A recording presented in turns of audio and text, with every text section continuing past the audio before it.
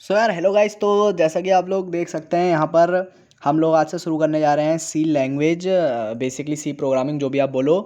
तो सी लैंग्वेज आज से हम स्टार्ट करने जा रहे हैं। तो आज पहली वीडियो है, तो आज ज़्यादा हैवी टास्क नहीं करेंगे, बेसिक प्रिंटिंग से स्टार्ट करेंगे। तो बेसिकली जिन लोगों को नहीं पता सी क्या है, सी मैं आपको बता देता हूँ। सी एक कंप्यूटर लैंग्वेज है। जैसे हम ह्यूमंस इंग्लिश हिंदी और अलग अलग लैंग्वेज समझते हैं, तो उसी टाइप से कंप्यूटर जो है वो उसकी भी अपनी अपनी लैंग्वेज होती है। तो बहुत टाइप की लैंग्वेज होती हैं। जावा होती है, सी प्लस प्लस होती है, पाइथन होती है, पाइथन आपने सुना होगा। और वैसी सी भी एक लैंग्वेज है।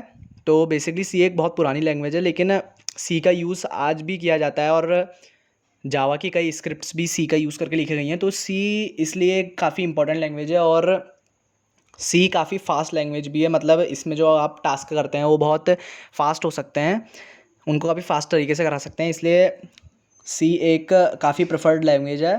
तो ठीक है, फिर स्टार्ट करते हैं वीडियो को। तो बेसिकली हम आ गए हैं यहाँ पे अपने टर्बो सी प्लस प्लस के अंदर। एक एप्लीकेशन है, मैं इसका लिंक आपको डिस्क्रिप्शन में दे दूँगा, वहाँ से आप इसे डाउनलोड कर सकते हैं।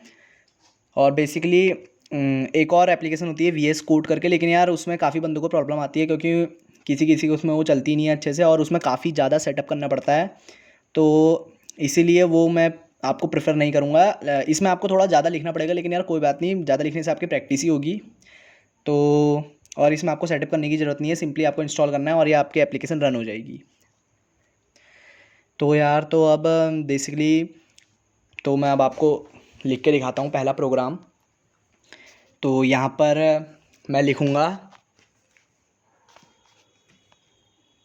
Hashtag include stdio.h। तो यार मैंने पहला लिखा। अब बहुत से बंदे सोच रहे होंगे क्या है, तो बेसिकली यार हमारी हेडर फाइल्स होती हैं। तो जो भी हम लैंग्वेज यहाँ पे लिखते हैं, कंप्यूटर तो वो भी नहीं समझता है। कंप्यूटर सिर्फ 0 और 1 की लैंग्वेज समझता है, बाइनरी जिसे बोलते हैं। लेकिन हमारा एक कंपाइलर होता है, जो हम जो यहाँ पे लिखते हैं उसे कंपाइल करके 0 और 1 में कन्वर्ट करके हमारे बेसिकली हमारे कंप्यूटर को बताता है कि उसे क्या करना है। तो बेसिकली ये जो हेडर फाइल्स होती हैं, ये हमारे कंपाइलर को ये समझने में मदद करती हैं कि हमारा प्रोग्राम किस टाइप का है। तो कंपाइलर को पता चल जाता है, इसलिए उसको मेहनत कम करनी पड़ती है। तो इस तरह से आप इसे समझिए। और एक और हम यहाँ पे लगाएंगे, जिसे बोलते हैं हैशटैग इंक्लूड कोनियो कोनायो, जो भी आप इसे बोलिए, कोनायो.h। तो यहाँ पर बेसिकली जो stdio studio.h है, आप इसको स्टूडियो करके याद कर सकते हैं, लेकिन इसका जो रियल मीनिंग होता है वो होता है std मतलब स्टैंडर्ड, और आई मतलब इनपुट एंड आउटपुट। तो स्टैंडर्ड इनपुट आउटपुट ये इसका मतलब होता है। वैसे ही कोनियो में भी IO का तो इनपुट और आउटपुट होता है, लेकिन जो CON का मीनिंग होता है वो मैं आपको नहीं बताऊंगा। आप वीडियो में कमेंट करना उसको थोड़ा रिसर्च करके उस पर, ताकि आपको भी खुद से भी कुछ पता चले। तो इसके बाद बेसिकली हम यहाँ पे लगाते हैं मेन। ये मेन का बेसिकली कुछ फंक्शन नहीं होता है, इसको इसलिए लगाते हैं ताकि कंपाइलर को पता चल जाए कि मतलब बेसिकली प्रोग्राम यहाँ से शुरू हो रहा है, इसलिए लगाते हैं इसे। ये लगाना वैसे इंपॉर्टेंट होता है, लेकिन इसका वैसे कोई खास मीनिंग नहीं है। तो आप बस इसे समझ लीजिए कि आपको ये हर प्रोग्राम से पहले ऐसे लगाना है, और इसके आगे 2 ब्रैकेट लगाने हैं। और उसके बाद यहाँ से बेसिकली हमारा प्रोग्राम स्टार्ट होगा। जहाँ से प्रोग्राम स्टार्ट होता है वहाँ पे एक कर्ली ब्रैकेट से हम इस प्रोग्राम को स्टार्ट करते हैं, और इस कर्ली ब्रैकेट के अंदर ही हम अपना पूरा प्रोग्राम लिखेंगे। तो ठीक है, अब मैं लिखूँगा CLR SCR और टर्मिनल्स। जो यार गाइस जो टर्मिनल्स होते हैं ये बहुत इंपॉर्टेंट होते हैं। जो आपको टर्मिनल दिख रहा है, ये टर्मिनल बहुत इंपॉर्टेंट होते हैं। ये मतलब बेसिकली बहुत लोगों से गलती होती है, ये छूट जाते हैं, या फिर इनकी जगह गलती से ये वाला लग जाता है, तो आपका प्रोग्राम रन नहीं होगा। और ये बहुत कॉमन मिस्टेक होती है, तो आप ज़रा इसे ध्यान से करना है। ये बेसिकली टर्मिनेट करने का काम करते हैं। ये मतलब कंपाइलर को बताते हैं कि यहाँ पे ये प्रोसेस, यहाँ पर ये चीज़ ख़त्म हो चुकी है, मतलब टर्मिनेट हो चुकी है। तो इसलिए ये हम लगाते हैं। अगर आप ये नहीं लगाएंगे तो मतलब कंपाइलर को पता नहीं लग पाएगा कि ये कहाँ से शुरू हुआ, कहाँ पे ख़त्म हुआ बेसिकली। तो इसलिए हम ये लगाते हैं। तो अब इसके बाद अब CLR SCR भाई है क्या? CLR SCR मैं आपको बताऊंगा बहुत जल्दी। बेसिकली इसका फुल फॉर्म आप जैसे नॉर्मली देख सकते हो, CLR SCR का मतलब है क्लियर स्क्रीन। तो इसका मतलब मैं आपको अभी आगे जाके बताऊंगा, अभी आपको ऐसे समझ नहीं आएगा। तो बेसिकली अब मैं एक प्रोग्राम लिखूँगा, प्रिंट एफ मैंने लिखा, और इसके अंदर मैं लिख दूँगा hello guys how are you. तो ये मैंने लिख दिया है। तो बेसिकली ये तो इन्वर्टेड कॉमास के अंदर ही आता है, और ब्रैकेट के अंदर बंद होगा, और ये 2 इन्वर्टेड कॉमा लगाने जरूरी है, जहाँ से शुरू हो वहाँ से और जहाँ पे ख़त्म हो। ये इन्वर्टेड कॉमा ये बताते हैं कि कितना बेसिकली हमारे कंपाइलर को ये बताते हैं कि कितना हमें बेसिकली हम प्रिंट करवाना चाहते हैं। तो अब आगे चलते हैं। तो टर्मिनल जैसे मैंने बताया, हर उसके बाद में एक टर्मिनल जरूर आएगा गाइस। तो आगे चलते हैं। प्रिंट एफ मैंने ये कमांड दे दी है कि ये भाई प्रिंट कर दो मेरे लिए। अब मैं यहाँ पे एक और चीज़ का यूज़ करूँगा, गेट सी एच, और टर्मिनल्स बेसिकली ये उसकी तरह है, और प्रोग्राम को क्लोज कर दूंगा। देखिए कर्ली ब्रैकेट से शुरू हुआ प्रोग्राम और कर्ली ब्रैकेट पाके क्लोज हो गया। तो कर्ली ब्रैकेट बहुत इंपॉर्टेंट्स होते हैं। अगर बेसिकली भाई आपका एक डॉट भी गलत हो गया ना तो आपका प्रोग्राम रन नहीं होगा, तो ये ज़रा ध्यान रखना। अब मैं आपको एक शॉर्टकट बताता हूँ इसको रन कराने का। बेसिकली आप यहाँ से भी इसे रन करा सकते हैं, लेकिन देख सकते हैं यहाँ पे भी शॉर्टकट दिखा रहा है CTRL+F9। अगर आप की प्रेस करेंगे तो ये बेसिकली रन हो जाएगा। और कंपाइल कराना, कंपाइल का मतलब बेसिकली कुछ नहीं होता है, बस ये आपका ये दिखाता है कि रन कराने से पहले अगर आप एक बार कंपाइल करा लेंगे तो बेसिकली आपको एरर्स दिखा देगा। अगर आपके प्रोग्राम में कोई एरर्स होंगे, बेसिक एरर्स, तो वो आपको दिखा देगा ये, और जिस लाइन में होंगे वो भी आपको बता देगा, और रन कराएंगे तब भी आपको एरर्स दिखाएगा। तो दोनों में ज़्यादा फ़र्क नहीं है, बस यही है। तो आप डायरेक्ट रन कराइए CTRL+F9 की प्रेस करके। तो मैंने रन करा दिया, ये कर रहा है, कंपाइल कर रहा है। तो 0 एरर्स, तो ये मेरा प्रोग्राम रन हो गया गाइस। देख सकते हैं आप यहाँ पे प्रिंट हो गया, hello guys how are you. तो बेसिकली मैं यही प्रिंट कराना चाहता था। अब मैं आपको बताता हूँ कि इन दोनों का काम क्या था भाई। आप बड़े कन्फ्यूज हो रहे कि ये मैंने क्यों फालतू के लगा दिए यहाँ पे। तो ये गाइस फालतू के नहीं है। अब देखिए जैसे मैं इसे हटा देता हूँ, अब नहीं, पहले मैं एक और बार प्रोग्राम को रन कराता हूँ। रन कराया, दोबारा प्रिंट हो गया, तीसरी बार रन कराया, तीसरी बार प्रिंट हो गया। अब देखना जब मैं CLR SCR फंक्शन को हटा दूंगा तो क्या होगा।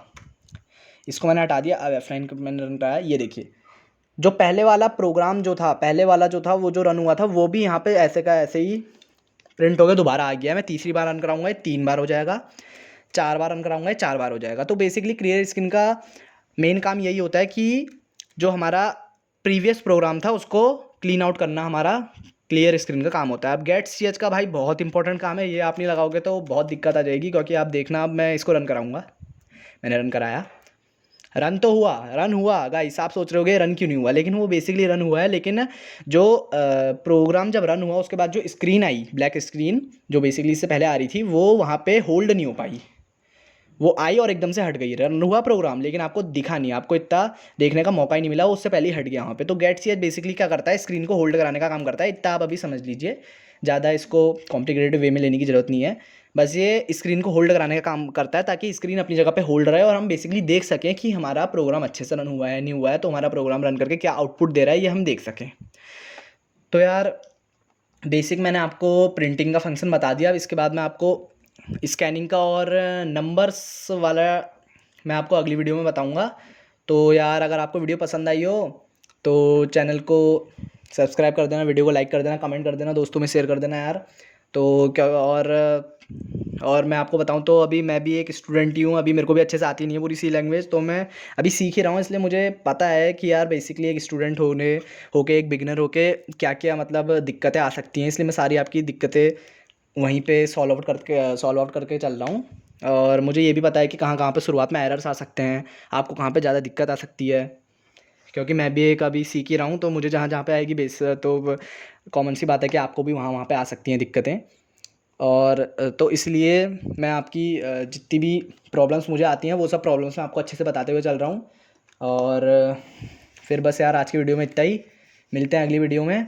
और ये प्रिंट एफ का फंक्शन मैं आपको एक टास्क देता हूँ कि अगर आप घर में प्रैक्टिस करना चाहते हो तो मतलब मैं क्या दूँ टास्क, मैं भी स्टूडेंट ही हूँ, तो आप गूगल में सर्च कर सकते हैं सी के टास्क, तो वहाँ पे पूरी वो आ जाती है, उसमें टास्क बताते हैं अलग अलग, तो आप घर में प्रैक्टिस कर सकते हैं। और बेसिकली इस एप्लीकेशन का जो लिंक है भाई वो मैं वीडियो के डिस्क्रिप्शन में डाल दूँगा, वहाँ से आप जाके ईजिली इसे डाउनलोड कर सकते हैं, और कोई सेटअप की ज़रूरत नहीं है, आराम से आपका चल जाएगा। ठीक है। और हाँ यार, जाने से पहले मैं आपको एक चीज़ और दिखा देता हूँ। देखिए मतलब कितना कॉम्प्लिकेटेड चीज़ है। अगर मैं यहाँ पे एक हल्का सा डॉट लगा देता हूँ, मैं इसे रन कराऊंगा तो ये रन नहीं होगा, एक एरर दिखा रहा है। और एरर, हाँ भाई ये बताना बहुत इंपॉर्टेंट है, ये एरर देखिए कौन सी लाइन में दिखा रहा है, ये दिखा रहा है हमें video error CPP 7th line में हमें एरर दिखा रहा है, लेकिन हमारा एरर है 6th लाइन पे।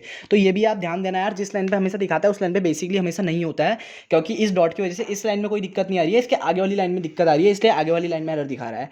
ऐसी ही जिस लाइन में एरर दिखा रहा है उससे 1-2 लाइनें आगे पीछे या 3-4 लाइनें आगे पीछे, या हो सकता है कि जहाँ पे एरर दिखा रहा है उससे 4-5 लाइनें ऊपर या नीचे कहीं पे गलती हो रखी है। वैसे बेसिकली ऊपर ही गलती होती है, नीचे नहीं होती है। नीचे भी हो सकती है, ऐसा कुछ नहीं है। तो ऐसा भी हो सकता है कि जहाँ पे एरर दिखा रहा है वहाँ से बहुत दूर कहीं पे आपसे गलती हुई है और एरर वहाँ दिखा रहा है। तो इस चीज़ का ध्यान रखना, हमेशा उसी लाइन में एरर ढूंढने मत बैठ जाना जिसमें दिखा रहा है। हो सकता है वहाँ पे एरर हुआ ही ना हो, एक बार उसकी आगे पीछे वाली लाइन में नज़र मार लेना। तो यार गाइस बस इतना ही। तो फाइनली ठीक है फिर, गुड बाय यार, ख्याल रखो, थैंक यू।